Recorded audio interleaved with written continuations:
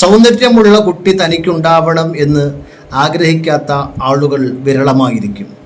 മഹാനായ അല്ലാമ ദമീരി റളിയല്ലാഹു തആല അൻഹു അവിടുന്ന് പറയുന്നത് കാണാം, വമത സവറ സൂറത സുബി ഹസനൽ വജ്ഹി നുസിബ ഖുബാലത്തൽ മർഅതി ബിഹൈസു തറാഹു വഖതൽ ജിമാഇ.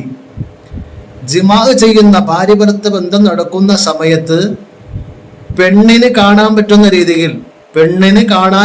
രീതിയിൽ ഒരു കുട്ടിയുടെ രൂപം മുകളിലേക്ക് വെച്ച് കഴിഞ്ഞാൽ ഖറജൽ വലതു യുസ്ബിഹു തിൽക സുവറ, ആ രൂപത്തിന് സാദൃശ്യമായ കുട്ടി ജനിക്കുമെന്ന് മഹാനായ അല്ലാമ ദമീരി റളിയല്ലാഹു തആല അൻഹു. അപ്പം ലൈംഗിക ബന്ധത്തിൽ ഏർപ്പെടുന്ന സമയത്ത് ഈ ഉമ്മയുടെ അഥവാ ഭാര്യയുടെ മനസ്സിലുള്ള രൂപമാണ് കുട്ടിയുടെ രൂപമെന്ന് മഹാനായ അല്ലാമ ദമീരി റളിയല്ലാഹു തആല അൻഹു.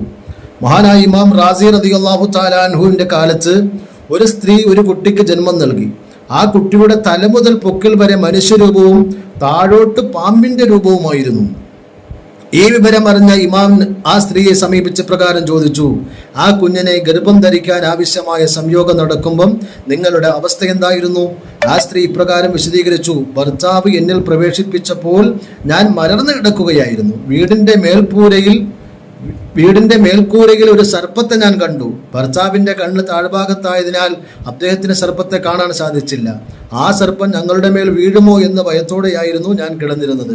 അപ്പോൾ ഇമാം റാസി റളിയല്ലാഹു അൻഹു പറഞ്ഞു, അത് തന്നെയാണ് ആ കുട്ടി ആ രൂപത്തിൽ വരാനുള്ള കാരണം. അരവരെ മനുഷ്യരൂപവും പിന്നെ ബാക്കിയുള്ളത് പാമ്പിന്റെ രൂപവുമായി മാറാനുള്ള കാരണം ശറഹുൽ ഖാദി 43-ാം പേജിൽ ഈ വിശദീകരണം രേഖപ്പെടുത്തിയിട്ടുണ്ട്. ചുരുക്കത്തിൽ ലൈംഗിക ബന്ധത്തിൽ ഏർപ്പെടുന്ന സമയത്ത് ഉമ്മയുടെ മനസ്സിലുള്ള ചിന്തയനുസരിച്ചായിരിക്കും ആ കുട്ടിയുടെ രൂപവും സൗന്ദര്യവും ഒക്കെ മാറി വരുന്നത്.